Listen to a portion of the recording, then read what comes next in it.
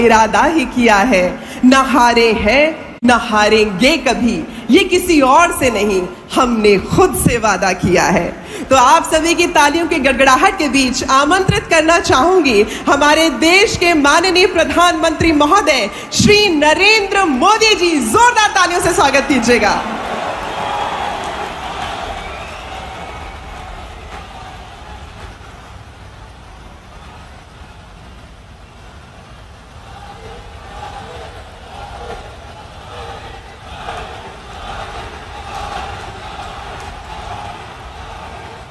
Bharat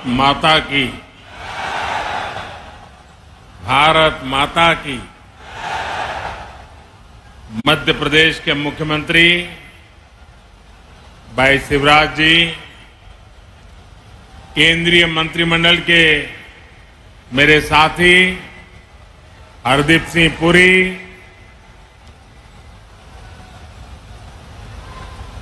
MP के अन्य मंत्रीगण, सांसद, विधायक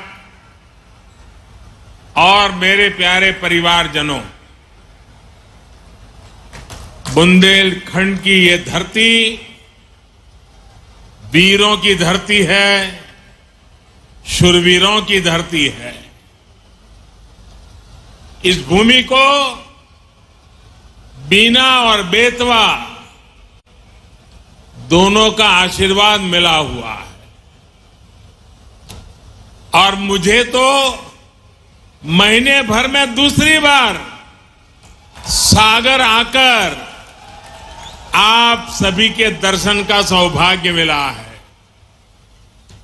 और मैं शिवराज जी की सरकार का भी अभिनंदन और धन्यवाद करता हूं कि आज मुझे आप सबके बीच जाकर के आप सबके दर्शन करने का अवसर भी दिया। पिछली बार मैं संत रविदास जी की उस भव्य स्मारक के भूमि पूजन के अवसर पर आपके बीच आया था। आज मुझे मध्य प्रदेश के विकास, उस विकास को नई गति देने वाली अनेक परियोजनाओं का भूमि पूजन करने का अवसर मिला है।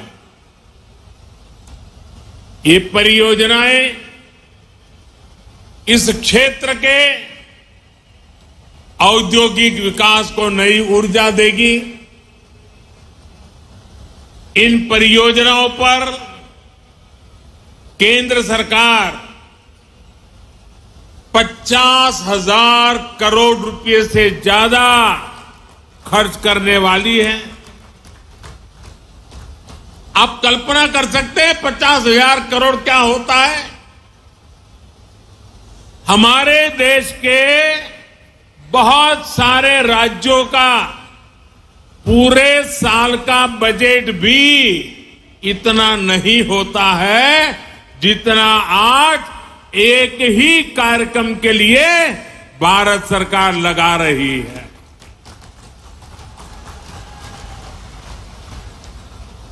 ये दिखाता है कि मध्य प्रदेश के लिए हमारे संकल्प कितने बड़े हैं। ये सारे प्रोजेक्ट्स आने वाले समय में मध्य प्रदेश में हजारों हजार युवाओं को रोजगार देंगे। ये परियोजनाएं गरीब और मध्यम वर्गीय परिवारों के सपनों को सच करने वाली है। मैं बिना रिफाइनरी के विस्तारीकरण और अनेक नई सुविधाओं के शिलान्यास के लिए मध्य प्रदेश के कोटि कोटि जनों को बहुत बहुत बधाई देता हूं। साथियों, आजादी के इस अमृत काल में हर देशवासी ने अपने भारत को विकसित बनाने का संकल्प लिया है। इस संकल्प की सिद्धि के लिए ये जरूरी है कि भारत आत्मनिर्भर हो। हमें विदेशों से कम चीजें बाहर से मंगानी पड़े। आज भारत पेट्रोल डीजल तो बाहर से मंगाता ही है, हमें पेट्रोकेमिकल प्रोडक्ट्स के लिए भी दूसरे देशों पर निर्भर रहना पड़ता है। आज जो बिना रिफाइनरी में पेट्रोकेमिकल कॉम्प्लेक्स का शिलान्यास हुआ है, वो भारत को ऐसी चीजों के उत्पादन में आत्मनिर्भर बनाने का काम करेगा। बहुत से लोगों को ये पता ही नहीं होता कि जो प्लास्टिक पाइप बनते हैं, बाथरूम में इस्तेमाल होने वाली प्लास्टिक की बाल्टी और मग होते हैं, प्लास्टिक के नल होते हैं, प्लास्टिक की कुर्सी टेबल होती है, घरों का पेंट होता है, कार का बम्पर होता है, कार का डैशबोर्ड होता है, पैकिंग मटेरियल होता है, मेडिकल उपकरण होते हैं, ग्लूकोज की बोतल होती है, मेडिकल सिरिंज होती है, अलग अलग तरह के कृषि उपकरण होते हैं। इन सभी में पेट्रोकेमिकल की बहुत बड़ी भूमिका होती है। अब बीना में बनने वाला ये आधुनिक पेट्रोकेमिकल कॉम्प्लेक्स इस पूरे क्षेत्र को विकास की नई ऊंचाई पर ले देगा, ये मैं आपको गारंटी देने आया हूं। इससे यहां नई नई इंडस्ट्री आएगी, यहां के किसानों, यहां के छोटे उद्यमियों को तो मदद मिलेगी ही, सबसे बड़ी बात है मेरे नौजवानों को रोजगार के भी हजारों मौके मिलने वाले हैं। आज के नए भारत में मैन्युफैक्चरिंग सेक्टर का भी कायाकल्प हो रहा है। जैसे जैसे देश की जरूरतें बढ़ रही हैं, देश की जरूरतें बदल रही है, मैन्युफैक्चरिंग सेक्टर को भी आधुनिक बनाना उतना ही जरूरी है। इसी सोच के साथ आज यहां इस कार्यक्रम में एमपी के 10 नए इंडस्ट्रियल प्रोजेक्ट पर भी काम शुरू किया गया है।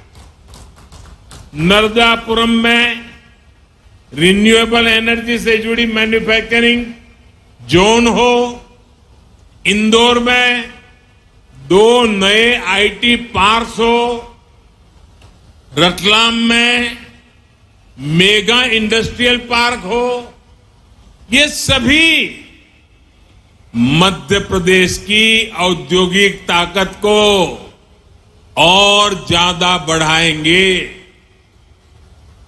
और जब मध्य प्रदेश की औद्योगिक ताकत बढ़ेगी तो इसका लाभ सबको होने वाला है।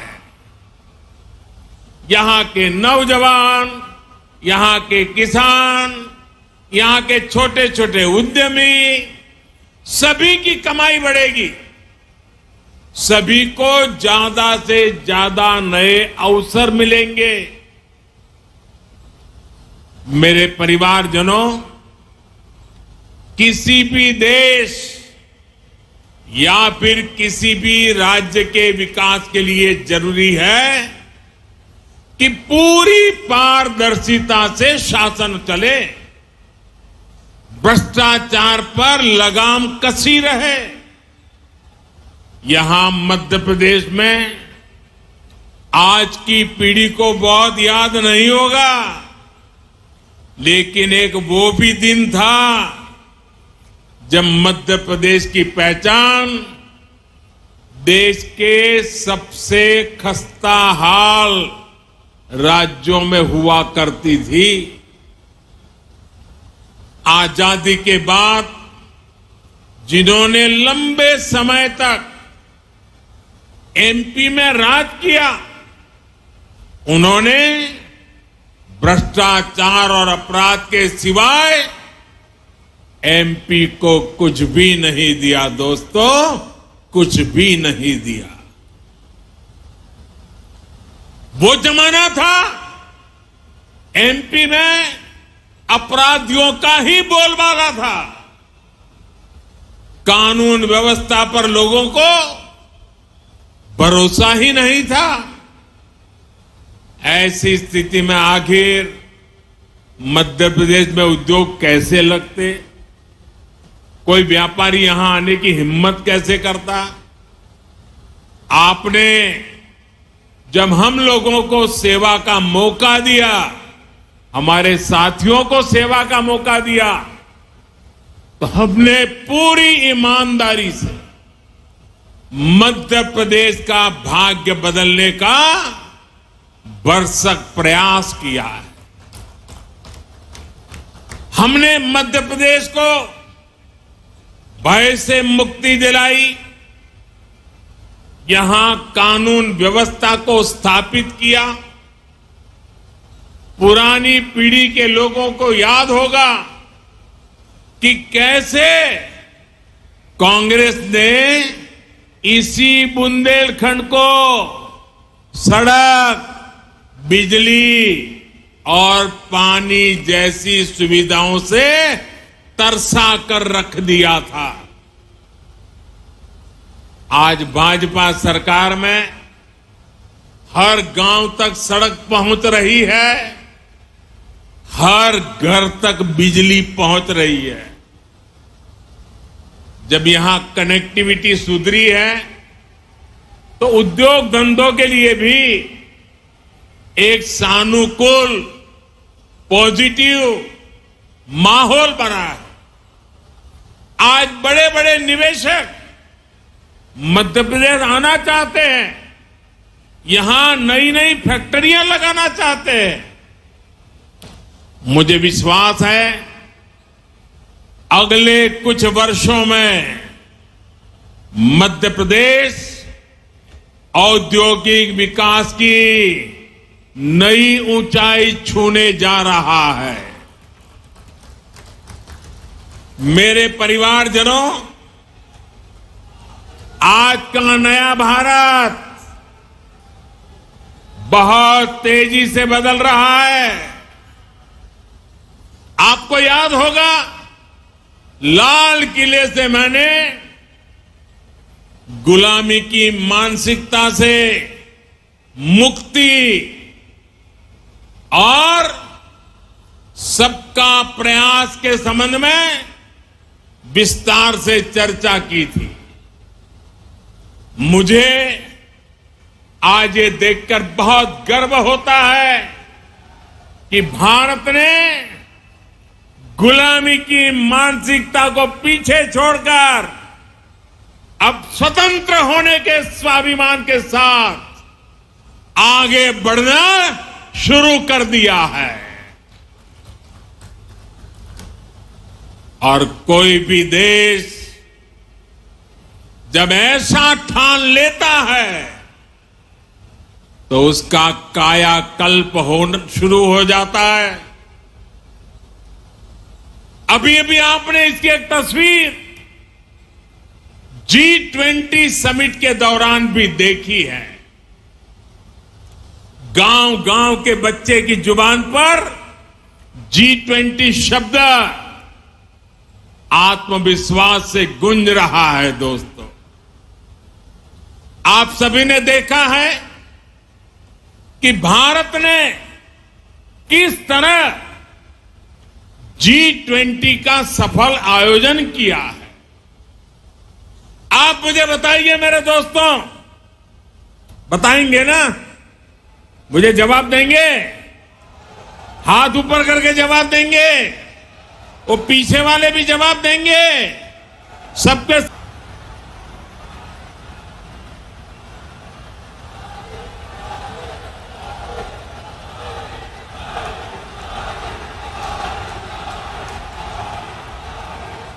भारत माता की, भारत माता की। मध्य प्रदेश के मुख्यमंत्री भाई शिवराज जी, केंद्रीय मंत्रिमंडल के मेरे साथी हरदीप सिंह पुरी,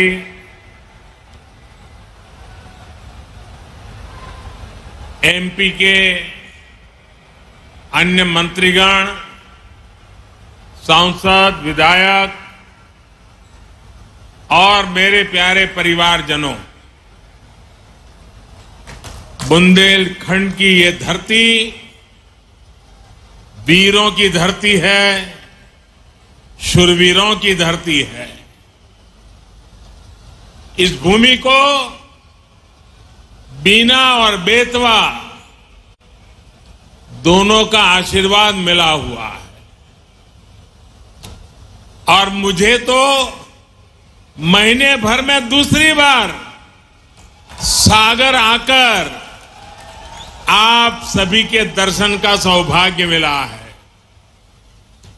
और मैं शिवराज जी की सरकार का भी अभिनंदन और धन्यवाद करता हूं कि आज मुझे आप सबके बीच जाकर के आप सबके दर्शन करने का अवसर भी दिया। पिछली बार मैं संत रविदास जी की उस भव्य स्मारक के भूमि पूजन के अवसर पर आपके बीच आया था। आज मुझे मध्य प्रदेश के विकास,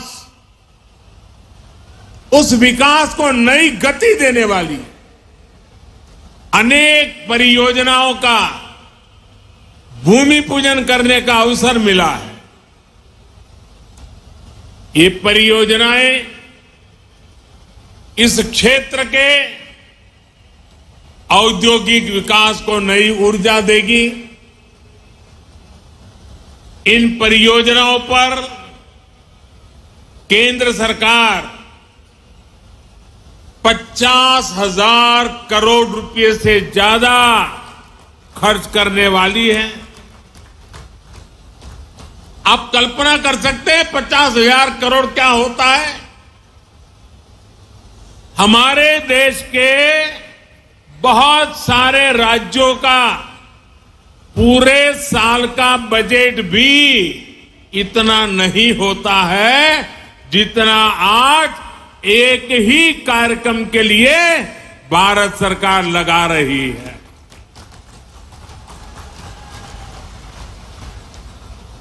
ये दिखाता है कि मध्य प्रदेश के लिए हमारे संकल्प कितने बड़े हैं। ये सारे प्रोजेक्ट्स आने वाले समय में मध्य प्रदेश में हजारों हजार युवाओं को रोजगार देंगे। ये परियोजनाएं गरीब और मध्यम वर्गीय परिवारों के सपनों को सच करने वाली है। मैं बिना रिफाइनरी के विस्तारीकरण और अनेक नई सुविधाओं के शिलान्यास के लिए मध्य प्रदेश के कोटि कोटि जनों को बहुत बहुत बधाई देता हूं। साथियों, आजादी के इस अमृत काल में हर देशवासी ने अपने भारत को विकसित बनाने का संकल्प लिया है। इस संकल्प की सिद्धि के लिए ये जरूरी है कि भारत आत्मनिर्भर हो। हमें विदेशों से कम चीजें बाहर से मंगानी पड़े। आज भारत पेट्रोल डीजल तो बाहर से मंगाता ही है, हमें पेट्रोकेमिकल प्रोडक्ट्स के लिए भी दूसरे देशों पर निर्भर रहना पड़ता है। आज जो बिना रिफाइनरी में पेट्रोकेमिकल कॉम्प्लेक्स का शिलान्यास हुआ है, वो भारत को ऐसी चीजों के उत्पादन में आत्मनिर्भर बनाने का काम करेगा। बहुत से लोगों को ये पता ही नहीं होता कि जो प्लास्टिक पाइप बनते हैं, बाथरूम में इस्तेमाल होने वाली प्लास्टिक की बाल्टी और मग होते हैं, प्लास्टिक के नल होते हैं, प्लास्टिक की कुर्सी टेबल होती है, घरों का पेंट होता है, कार का बम्पर होता है, कार का डैशबोर्ड होता है, पैकिंग मटेरियल होता है, मेडिकल उपकरण होते हैं, ग्लूकोज की बोतल होती है, मेडिकल सिरिंज होती है, अलग अलग तरह के कृषि उपकरण होते हैं। इन सभी में पेट्रोकेमिकल की बहुत बड़ी भूमिका होती है। अब बीना में बनने वाला ये आधुनिक पेट्रोकेमिकल कॉम्प्लेक्स इस पूरे क्षेत्र को विकास की नई ऊंचाई पर ले देगा, ये मैं आपको गारंटी देने आया हूं। इससे यहां नई नई इंडस्ट्री आएगी,